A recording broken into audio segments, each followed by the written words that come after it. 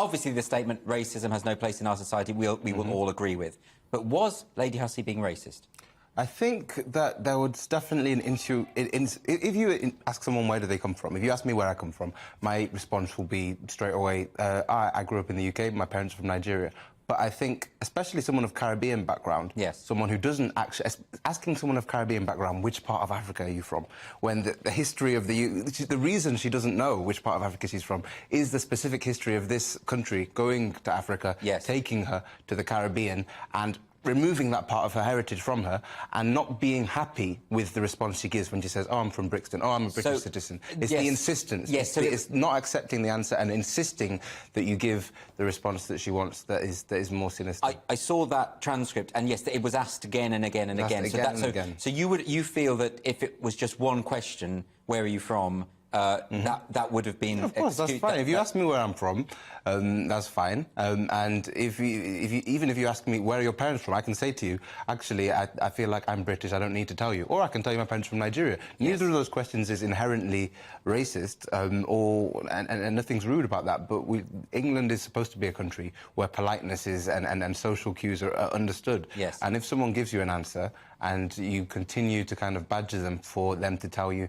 no, where are your people from? Yes, What's your ethnicity? And then eventually you're like, it's going to be difficult to get you to say what I want you to say. That's what she said. And that was the implication, you feel? I think that's what she said. She expressly said, I can tell it's going to be difficult to get you to say where you're from. Rafe, I want to bring you in on that point. So the fact that she said that, you know, I can tell this is going to be difficult, as Femi points out, persistent questioning. Do you appreciate that that could be reasonably interpreted as a racist approach?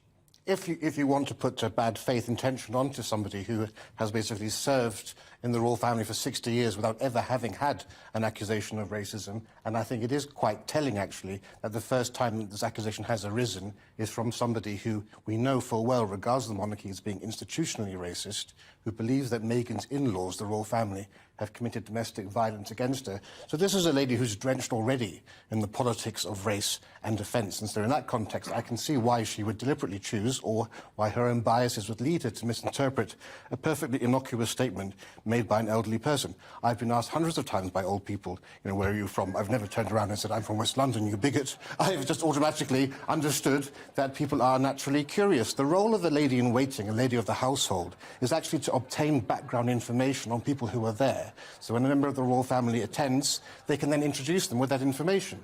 Now, this lady, Marlene Headley is her birth name. She has chosen to identify as African. She has engaged in, I would say, some degree of cultural appropriation by taking a name that wasn't hers from a culture which she doesn't know where she comes from.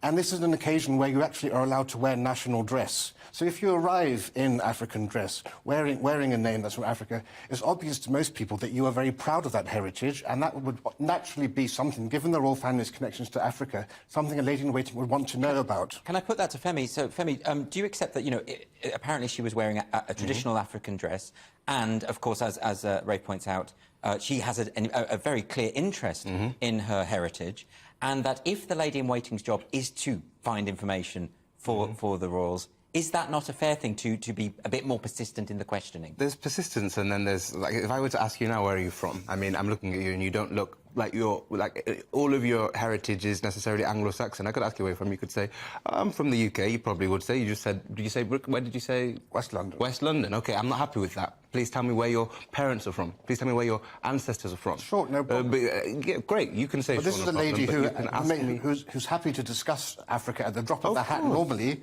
and the one occasion when she's become a little Miss Bashful has been in this one scenario. Well, we don't know. And one has to actually wonder why somebody who actually regards the royal family as being racist and who runs a domestic abuse charity and has accused the royal family of domestic violence, for that. Why would they actually? Why would she go to Buckingham Palace if she regards this place as so inherently? I mean, there's plenty of receipts. I mean, it's not a stretch of the imagination. I mean, Prince Philip went to Papua New Guinea and asked people, "You're happy to have not been eaten? You've not been eaten yet?" He asked a load of students. He went to China and he said, "If you stay here too long, you'll go back with slitty eyes."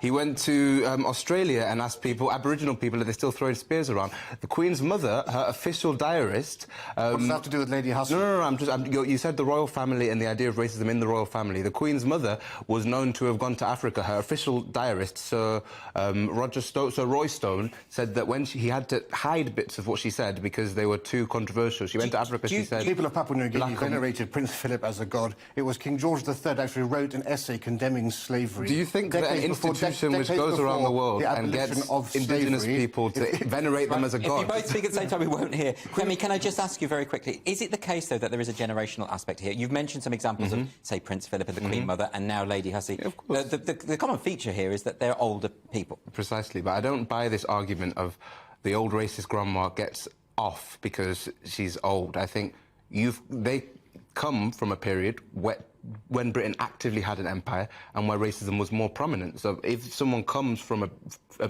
time where racism is more prominent, that doesn't mean that they can't educate themselves as times move on, as times change. Right. And what do you make of that? I mean, how can you call this lady racist? I mean, people are acting as if she's just written the foreword to a new edition of Mein Kampf or something, you know, or that she's the warm-up act for Kanye West. This is a lady who is simply trying to do her job, and I just think it's very interesting that after 60 years, the only person who has called racism here is somebody who regards the royal family as institutionally racist. There's a clear agenda here, and it happens in the very week, at the very moment that the Prince and Princess of Wales are in America, in the very week that we have a Netflix trailer for Harry and Meghan. It's all very convenient and very neat. But do you think the royal family shouldn't have put pressure on her to resign, then?